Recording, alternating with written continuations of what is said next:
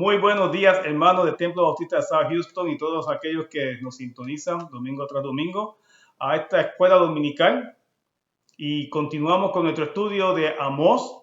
Y vamos a estar en el capítulo 6, que tiene como el título de hoy, es que Dios demanda liderazgo responsable. Y otra vez vamos a seguir viendo profecías de parte del profeta Amós a Israel y a todo el pueblo de Israel, inclusive va a incluir también a Judá más adelante. Hermanos, recuerden siempre, si quiere ir a algún culto presencial, de llamar a la iglesia, comunicarse con Nurbis y anotarse. Como siempre les recordamos, domingo tras domingo, la capacidad, el cupo máximo es 40. Llame y pida un lugarcito y trate de ir por lo menos varios domingos, un domingo al mes a la iglesia. Son unos cultos que están quedando muy bonitos en el sentido de que volver a ver a los hermanos y aunque estamos distanciados, pues trae alegría podernos ver aunque sea de distancia y estar adorando juntos allí en armonía. Recuerden orar unos por los otros. Sabemos que nuestras hermanas Celestina, Nica, seguir orando por ellas, se están recuperando y por todos aquellos que están un poquito afectados de salud. Bien, vamos rapidito al estudio de hoy, a continuar con Amós. Y la semana pasada vimos otra vez profecías y Dios quejándose de la mala práctica que hacía Israel, sobre todo el liderato, con los pobres. Dijimos que habían quebrantado la justicia en el sentido que no hacían un juicio justo, no había rectitud a la hora de impartir la justicia, sobre todo con los pobres. Y también se había dicho que Dios había declarado que las cortes estaban corruptas, no había corrupción, la gente estaba vendida, sobre todo los jueces, los que impartían justicias, la hacían siempre a favor de los ricos. Y hoy vamos a estar viendo algo que continúa, pero vamos a dividirlo como hace el estudio, que lo divide en 3 partes, porque la verdad que solamente son 14 versículos y hay por lo menos 3 partes que vamos a estar viendo en el día de hoy. Versículo del 1 al 7 de capítulo 6 de Amós dice así: Ay de los reposados en Sión y de los confiados en el monte de Samaria, los notables y principales entre las naciones, a los cuales acude la casa de Israel. Aquí está diciendo que pobrecito, diríamos nosotros, hay una queja, hay de ustedes los que confían en Sión y Samaria, eran la capital de Judá y entiéndase también la capital de Israel en Samaria. Y también le dice, hay de ustedes los notables, los principales entre las naciones, o sea, el liderato de Israel, los líderes, todos esos que dicen que acuden a la casa de Israel, esos que van allí al templo, esos que se visten y aparentan que son gente muy importante. Y comienza la profecía así: hay de ustedes que están en Samaria y que están en Sión.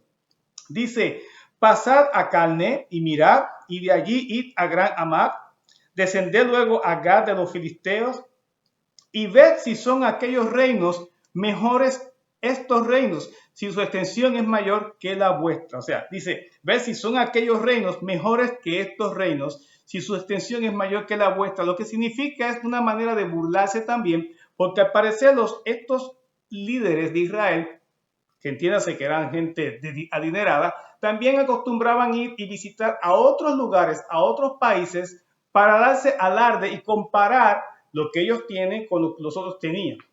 Y aquí el profeta les dice: pues vayan por los filisteos, váyanse en Amad, váyanse en Agad, y miren a ver si también ellos son mejores que los de ustedes o de los demás que ustedes visitan. En otras palabras, váyanse también a los reinos de los enemigos. Visiten a los enemigos a ver si también ellos son mejores que ustedes son mejores que ellos. Es una manera de burlarse. La cosa es que el liderato de Israel estaba tan corrupto, tan corrompido, ¿no? Y visitaba y se hacía alarde de sí mismo, de que eran mejores, y como que ellos mismos se lo habían logrado y lo habían trabajado con sus propias fuerzas, y lo vamos a ver al final del capítulo, que esa es la queja de Jehová. Y Dios aquí está llamando a esta gente: prepárense, porque eso no es bueno. Prepárense, que viene juicio contra ustedes por esta actitud tan arrogante y prepotente. Dice el versículo 3: oh, vosotros que dilatáis el día malo, o sea, lo dilatan, lo hacen más largo, o sea, ustedes que alargan los tiempos, alargan la injusticia, alargan el mal. Y acercáis la silla de iniquidad. Entiéndase otra vez cuando se hacía justicia, que uno se sentaba el juez o los jueces y traían la silla para hacer ¿qué? Iniquidad, para hacer cosas malas contra otros. Dice otra queja de parte de Dios. El 4. Duermen en camas de marfil y reposan sobre sus lechos y comen los corderos del rebaño y los novillos de medio del engordadero. Gorjean al son de la flauta e inventan instrumentos musicales como David. Beben vino en tazones y se ungen con los ungüentos más preciosos y no se afligen por el quebrantamiento de José. Aquí todo se resume en el versículo de ¿dónde? Desde el 4 al 6. Vuelve la queja de Dios contra los líderes de Israel, que en adición de que hacen alarde de que son los más poderosos, como que ellos han ganado la tierra, que ellos están muy bien y que se hacen sentir que son mejores que los demás. Hay una queja de Dios aquí contra ellos mismos, los ricos. Dicen, duermen en camas de marfil y comen corderos de rebaño y los novillos de medio del engordadero. Entiéndase que ellos comían de lo mejor, vivían en las mejores casas, tenían mucho lujo. Dice que al gorjean al son de la flauta, era que hacían mucha fiesta, posiblemente mucho baile o muchas actividades sociales para sentirse en sus clases. Inventaban instrumentos musicales, entiéndase que también querían hacer más fiestas, ¿no? Hacían más instrumentos musicales porque no hay duda que estaban en una actividad que querían estar todo el tiempo aparentar que son muy felices. Esta es la idea. Y el 6, y beben vino en tazones y se ungen con ungüentos, con aceite, o sea, con perfumes muy preciosos y también no se afligen por el quebrantamiento de José. Al tiempo en que están viviendo de una manera tan orgulloso de opulencia, de mucha riqueza, al tiempo que están viviendo como que tienen todo, se creen que son muy felices, al mismo tiempo que están haciendo eso, dicen que no se afligen por el quebrantamiento de José. Dijimos la semana pasada que a Israel, sobre todo en Amós, también se le llamaba José.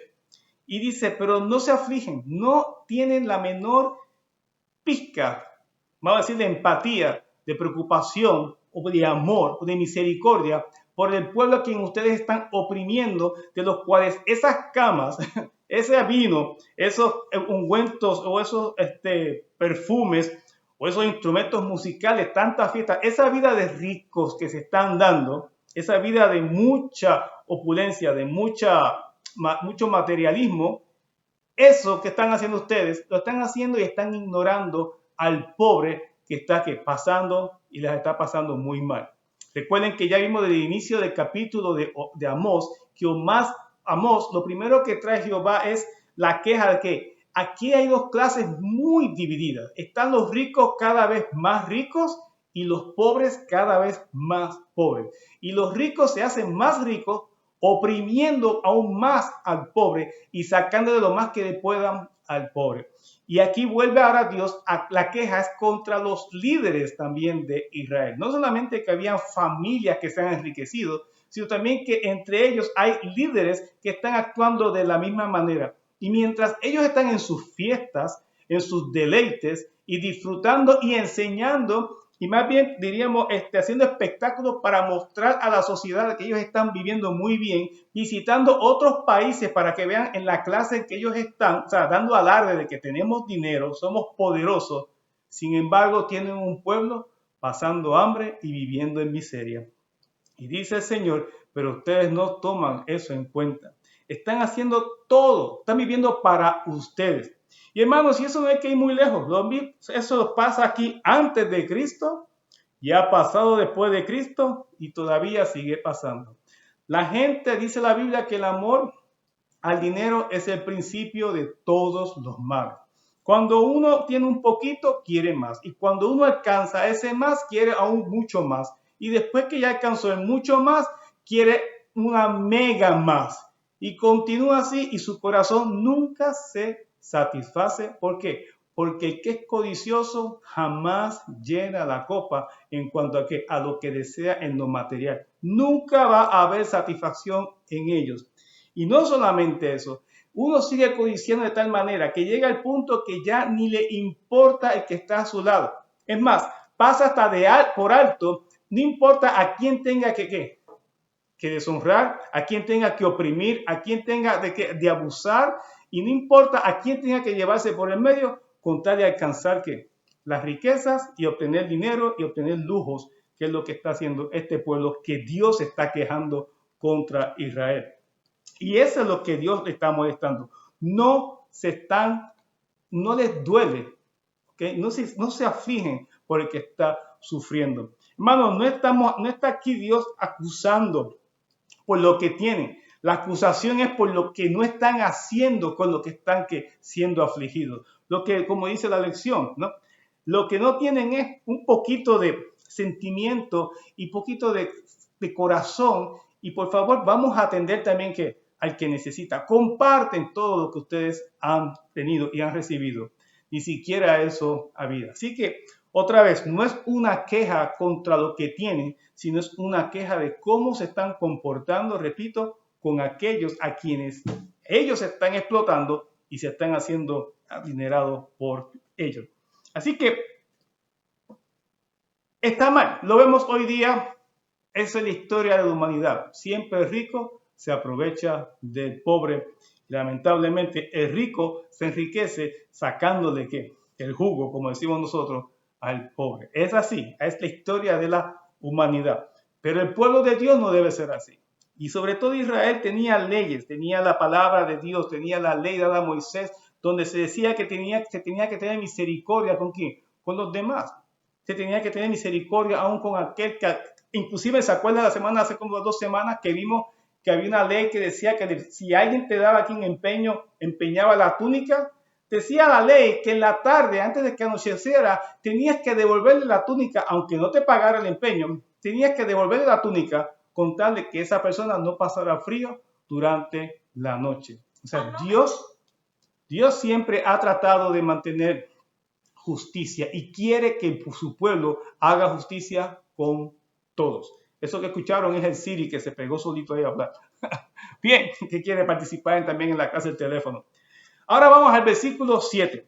¿Okay? Y ahora, el primero, entonces, hasta el 6, vimos que Dios, hasta el 7, perdón, hasta el 6. Hasta el 6 vimos cuál es la queja de Dios que tiene contra Israel. Y ahora el 7 dice lo siguiente: por tanto, ahora irán a la cabeza de los que van a cautividad y se acercará el duelo de los que se entregan a los placeres.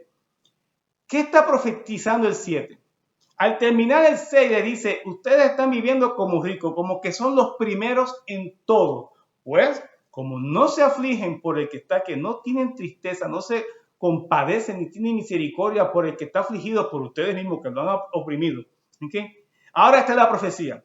Por tanto, ahora irán a la cabeza. Ahora, como ustedes han vivido como los primeros en el país, pues ustedes son los primeros que van en la cautividad. Entiéndase lo siguiente: cuando venga este pueblo de afuera que va a venir a invadir Israel, que es el pueblo va a ser Asiria, cuando vengan los asirios se van a llevar muchos prisioneros. Y Dios les está diciendo: a que no saben quién se va a ir primero, pues los primeros de Israel, los que dicen que son los que más dinero tienen, los número uno, los que tienen más poder, los que tienen la riqueza, la opulencia, los que hacen las grandes fiestas. La semana pasada eran los mismos, los que hacían las muchas ceremonias en la iglesia, los muy religiosos. Dios dice: como ustedes quieren ser primeros, pues se les va a dar. Ahora van a ser los primeros que van a ser tomados como prisioneros, que van en cautividad. Y dice: y se acercará el duelo a los que se entregan a los placeres. Viene la muerte también. Viene la muerte a todos los que se han entregado a los placeres. Jehová llama a todo lo que este pueblo, estos ricos que están haciendo, es que se han entregado a los placeres. Y la idea es lo mismo. Se han entregado a vivir para ellos mismos, para satisfacer sus deseos, para simplemente estar ellos felices y tener una vida feliz sin tomar en cuenta, número uno, a Dios, sin tomar en cuenta la ley de Jehová y también menospreciando a su hermano, a su prójimo. Y esa es la profecía. Número uno en riquezas, número uno en poder, pues también van a ser los número uno cuando se vayan en cautiverio. O sea, van a ser los primeros que van a ser prisioneros. Ahora, versículo del 8 al 11, se dirige, el profeta ahora trae un mensaje de Jehová al pueblo, quejándose sobre el orgullo y la jactancia. ¿Okay? Otra vez, de los mismos dirigentes esto. Versículo 8, dice, Jehová el Señor juró por sí mismo. Jehová Dios de los ejércitos ha dicho. Y esto lo que quiere decir que Dios lo que está diciendo que va a hacer lo va a cumplir, porque ya Dios ya aborrece lo que está aconteciendo. Dice, abomino la grandeza de Jacob, Israel, y aborrezco sus palacios, y entregaré al enemigo la ciudad y cuanto hay en ella. Hermanos, hay un Dios muy, muy modesto con su pueblo. Y recuerden que estamos estudiando a Amós, después vamos a estudiar a Oseas y después para el tiempo de Isaías. Hay varios profetas que estuvieron trayendo palabras de Jehová y este pueblo no escuchó. O más bien escuchó pero no obedeció. ¿Bien? Escuchó el mensaje pero no quiso atender la profecía o el mensaje de Dios a que se arrepintieran. Y Dios está diciendo lo voy a cumplir. Dice, yo aborrezco la grandeza de Jacob. La grandeza en el sentido de que no es la grandeza de Israel, porque quien hizo Israel grande fue Dios mismo. Pero él aborrece la grandeza que ellos mismos se la han hecho. Ellos han trabajado para tener esa grandeza y no han dado lugar a que Dios se la dé. Ellos han trabajado de una forma injusta, explotando ¿a qué? Al pobre para ellos hacerse ricos. A eso es lo que dice Dios. Aborrezco la grandeza de Jacob. ¿Entienden esto? Recuerden, es Dios quien trae la grandeza a nuestras vidas. Es Dios quien nos sube, es Dios quien nos exalta, es Dios que nos bendice, es Dios que nos lleva de un lugar a otro, es Dios que nos da un trabajo y si nos quita un trabajo nos pone otro trabajo, es Dios que nos lo da todo. Pero cuando nosotros comenzamos a prosperar por nosotros mismos, con nuestras propias fuerzas, con nuestro propio intelecto e inteligencia, entonces caemos en el pecado de que esa jactancia, mira lo que yo he logrado, mira lo que hasta aquí yo he hecho. Mira todo lo que yo he acumulado. Mira cuánto trabajo me ha costado todo esto y cómo ahora lo puedo disfrutar. O sea, llega el momento en que ya Dios pasa ni a segundo, ni tercer, ni cuarto, y inclusive hay quienes completamente y totalmente se olvidan de Dios como proveedor de todo en la vida. Y eso es lo que Dios aquí está diciendo. Abomino la grandeza de Jacob. ¿Okay? La abomina. Para Dios eso no lo soporta. Y mucho más su pueblo, a quien tiene la ley. Nosotros debemos meditar en eso también y tener mucho cuidado en la jactancia de lo que somos hoy día. Hay inclusive que gente se jacta hasta de su iglesia. Sí, hay gente hasta que se jacta de su iglesia. Mira cómo está mi iglesia. Mira todo lo que hemos hecho en nuestra iglesia. Mira hasta dónde hemos logrado hacer nuestra iglesia. Mira los ministerios grandes que hemos logrado. Mira cuánta gente está llegando a nuestra iglesia. Mira cuánta gente se ha convertido en nuestra iglesia. Mira cuántos hermanos yo he llevado a Jesucristo. Y empezamos a, por decirlo así, a una forma quizás a delirar, ¿okay? Pero de una forma, lo estoy diciendo de una manera jocosa, de tanto que hacemos por el Señor y qué mucho yo hago y qué muchos hemos hecho y nos jactamos de nuestra iglesia y de nuestro ministerio y de nuestro trabajo en el Señor. Oye, todo lo que hacemos para el Señor no sale de nosotros, nos los ha dado Dios, porque cada ministerio y cada don viene de Dios y lo estudiamos ya con la primera carta de Corintios. Hermanos, nosotros no hacemos nada. Jesús nos llamó pueblo inútil, porque solamente podemos hacer lo que se nos manda hacer. Eso es lo que quiere decir Jesús. Y tenemos que vivir en esa humildad todos los días de nuestras vidas. Yo no tengo nada, todo lo que tengo me lo ha dado ¿quién? Dios. Debemos optar por tomar la actitud de Job cuando se arrancó todo. Bueno, Jehová Dios, Jehová también que quitó. Sea el nombre de Jehová engrandecido. Job no se puso a lamentar todo el trabajo que yo hice se fue a perder. No, él dio gracias a Dios. Pues si Dios lo dio por un tiempo, también Dios tiene también que todo el poder de quitarlo, porque reconocía que todo lo que tenía Job venía de la mano de Dios. Así que, otra vez, Dios aborrece, abomina la grandeza de todo aquel que se jacta de que todo lo que tiene ha venido de su propia mano y niega que viene de Dios. Todos nuestros logros, aún en el ámbito profesional, cualquier logro en los estudios, en los negocios, no importa, debemos reconocer siempre que viene de quién, de Dios. Es Dios que nos bendice y no a nosotros. En el momento en que le damos lugar al diablo y caemos en su trampa de decir, mira lo que yo, ya ahí estamos por mal camino. Permite y quiera Dios que nunca caigamos en eso, porque a Dios no le place en nada, y mucho más que venga de los que dicen ser de su pueblo. Dice el versículo 9, sigue la profecía, y acontecerá que si 10 hombres quedaran en una casa, morirán. Ahora Dios, la profecía es que cuando venga ese día, prácticamente viene mucha muerte, va a haber un gran desalojo total, no solamente que destrucción al pueblo, sino también que va a haber mucha mortandad. Dice el 10, y un pariente tomará a cada uno y lo quemará para sacar los huesos de la casa, y dirá el que estará en los rincones de la casa, ¿hay aún alguno contigo? Y dirá, no. Y dirá que él calla, porque no podemos mencionar el nombre de Jehová. La ilustración que trae el profeta, lo que algunos interpretan con este decir, es que se van a morir todos en la casa, y antes se quemaban incienso por los muertos. Y aquí algunos piensan que la profecía es que en vez de estar quemando incienso por tus muertos, vas a tener que quemar a tus mismos muertos, porque no va a haber quien te ayude a enterrarlos. Vas a tener que quemar, a incinerar, más bien a cremar aún todos los que mueran en ese día. Y dice que es tanto el castigo, ¿no?, que ellos van a entender que mejor es ni siquiera menciones el nombre de Jehová. Es como que dice, cállate, que si nos escucha a lo mejor nos mata. Con otra palabra, como no va a haber nadie, no va a quedar nadie vivo, y si quedase algún vivo, quizás cállate, ni menciones el nombre de Jehová, porque a lo mejor descubres que estás aquí y también caes muerto. Es una manera exagerada, pero es una manera de entender, de así va a venir el castigo de Dios a esta ciudad. Así que mire el 11 como culmina, dice, porque he aquí Jehová mandará y herirá con hendiduras la casa mayor y la casa menor con aberturas. Te dirá, ¿qué profecía es esa? Mandará y herirá con hendiduras la casa mayor.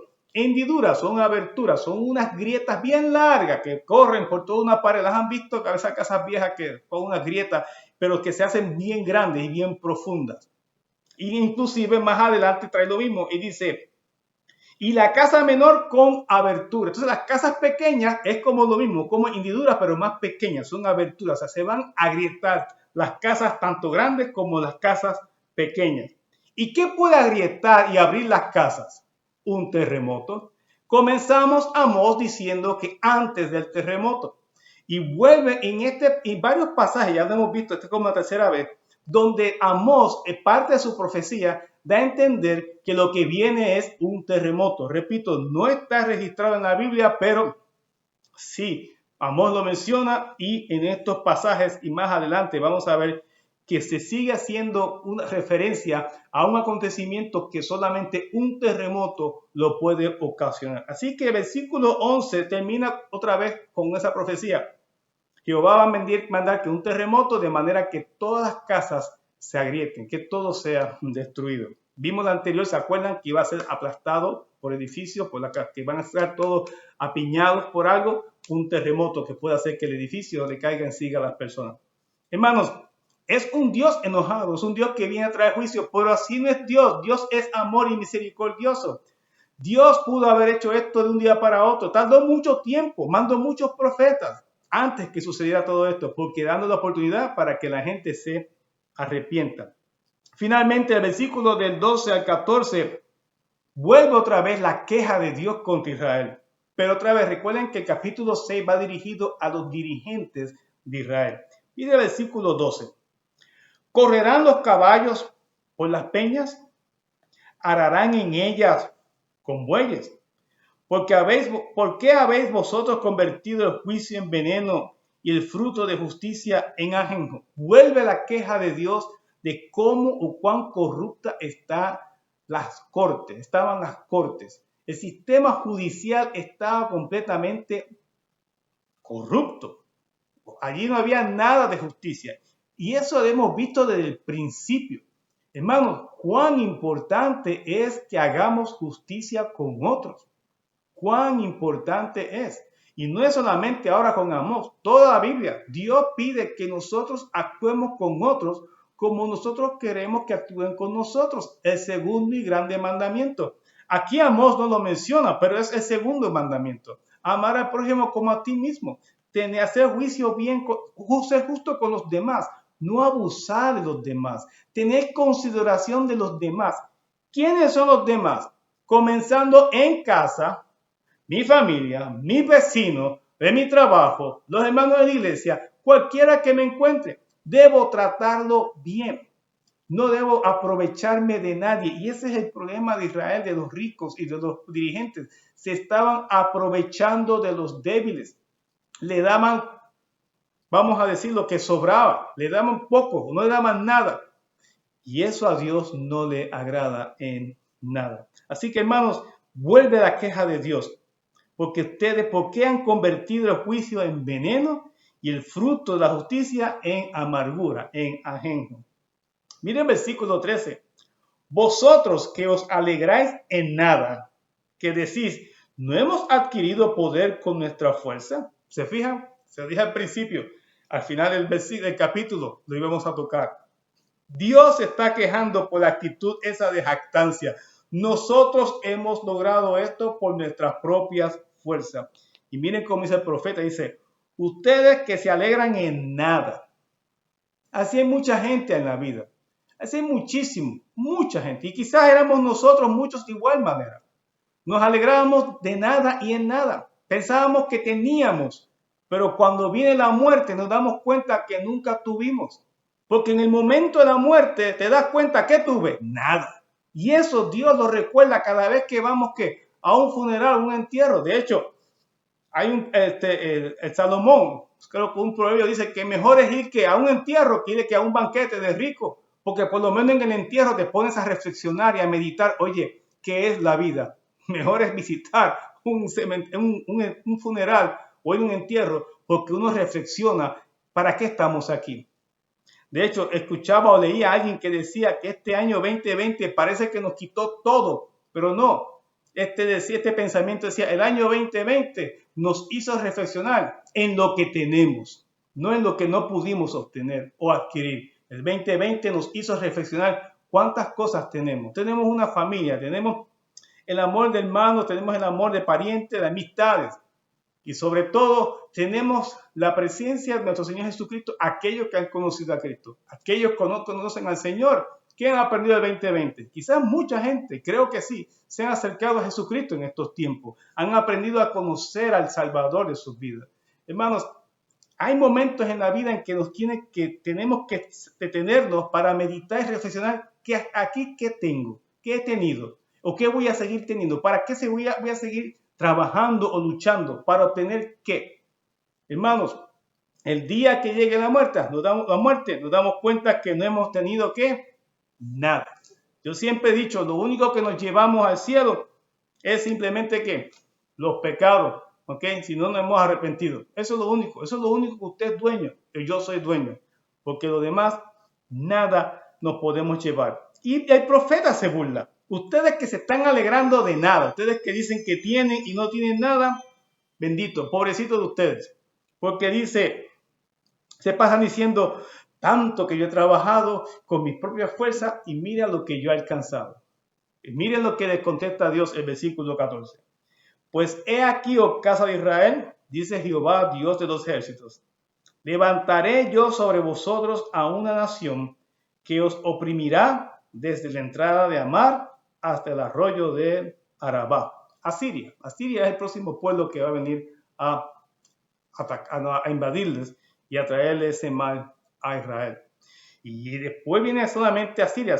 Recuerden que anteriormente ha hablado de fuegos, anteriormente ha dicho de terremotos, y ahora también viene un pueblo que los va a oprimir. La idea de ser invadidos y ser oprimidos por otro pueblo Trae la idea de que Dios ahora les va a enseñar lo que ellos hicieron también, ¿qué? Con los mismos de ellos, con los pobres, con aquellos que ellos estaban afligiendo día tras día en el trabajo y que le estaban sacando que todo el vivir a esta pobre gente, a los que realmente estaban siendo injustamente juzgados en las cortes, aquellos que estaban siendo injustamente acusados, y aquellos a quienes realmente le echaban todas las culpas, porque me imagino que todos estos ricos hacían un montón de barbaridades y le echaban la culpa siempre al pobre, al que no tenía para poder pagar, para pagar por una justicia, la corte que estaban corrupta. Bien, hermanos, este es todo el capítulo 6 de Amós. Les dije que era corto y la verdad es que todo lo que trae aquí, el mensaje principal en su Biblia nos dice, es la destrucción de Israel. O sea, Dios sigue trayendo que más profecías que va a destruir Israel, pero más que destruir el pueblo, más que destruir lo físico, lo material, lo que Dios quiere es romper que la actitud, la arrogancia, la jactancia, la idolatría, la falsedad religiosa, Él quiere destruir todos esos corazones, esa disque espiritualidad, eso es lo que realmente Dios quiere destruir. En nuestras vidas a veces necesitamos que Dios venga y nos hable de una manera así de fuerte y sucedan situaciones que a lo mejor lo que quiere Dios es llamar una atención, como vimos al principio de Amós, para que volvamos nuestro rostro hacia Él. Pero a veces ni siquiera Dios tiene que hacer nada porque estamos tan sumidos en nuestros propios pecados, estamos tan lejos de Dios, que el mismo pecado que nos las cobra, como dice el pastor Daniel González, tarde o temprano el pecado nos alcanza y nos las cobra. Y entonces estamos pagando las consecuencias de malas decisiones o de tomar caminos cuando Dios nos dijo que no, y con todo eso nos aventuramos, nos hicimos los temerarios y pasamos el camino sabiendo que Dios no quería que fuéramos. Y pasamos y sufrimos las consecuencias. Dios permite eso, no porque quieran meternos en esos problemas, nosotros le elegimos. Pues entonces, en esos momentos, ¿qué podemos hacer? Meditar, reflexionar y volvernos a Dios. Eso es lo bueno que tiene Dios, que es misericordioso y es un Dios de amor y nos perdona. Pero Él quiere que nos volvamos a Él. Él no quiere que nos jactemos de lo que tenemos, que no seamos arrogantes, que no seamos prepotentes y mucho menos que no nos creamos que todo lo que tenemos viene por nuestro propio esfuerzo. Démosle gracias a Dios porque hace 2 días celebramos acción de gracias. ¿Con qué propósito? De darle gracias a Dios. La idea de que hay un día de Thanksgiving es porque ya sabemos mucho de historia americana y pues darle gracias por una cosecha al fin.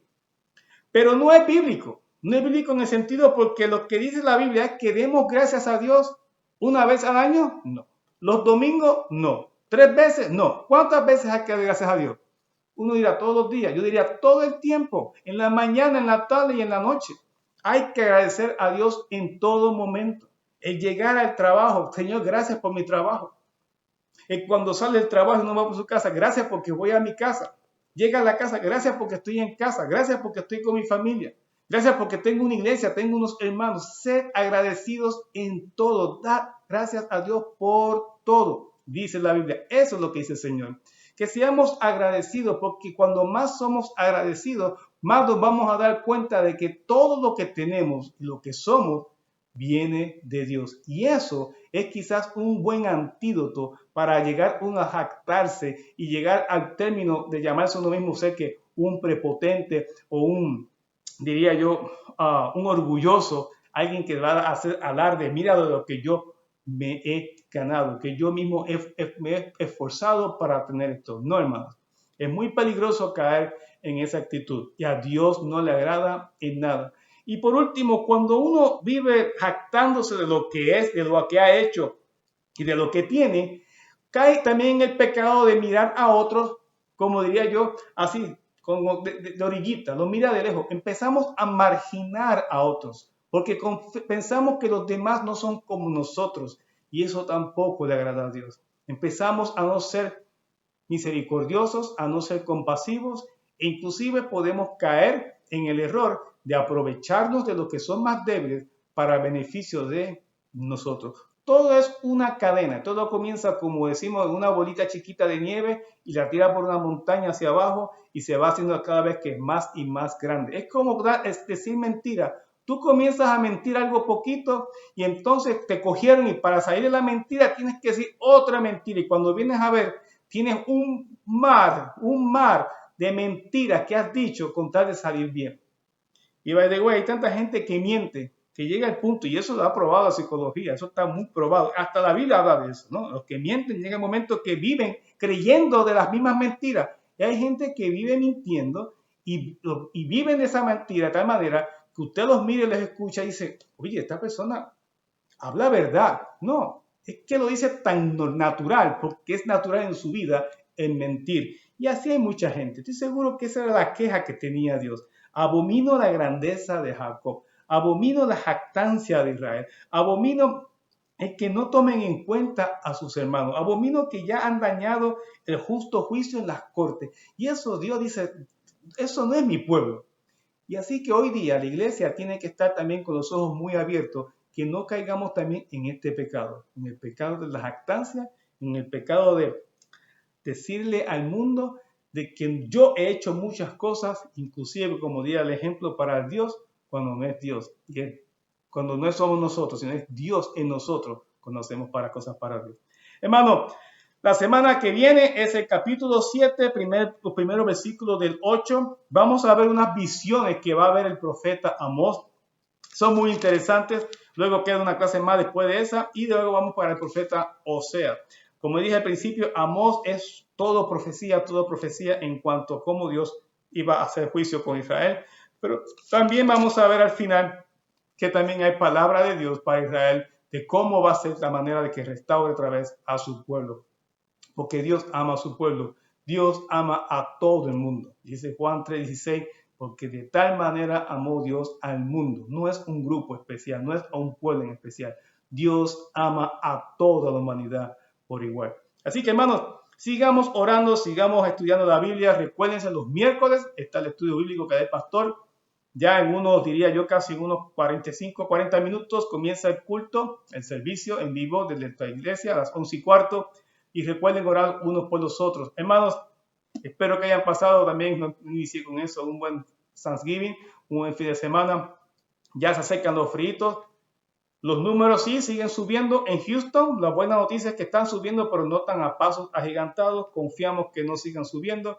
Sí, la vacuna parece que viene. No sé si viene o no viene, pero sí sé que por lo menos ayer nos quieren confiscar unos cuantos freezers de menos 80 grados en veteranos porque quieren disque para recibir las vacunas. Así que no sé cuán pronto esto hay.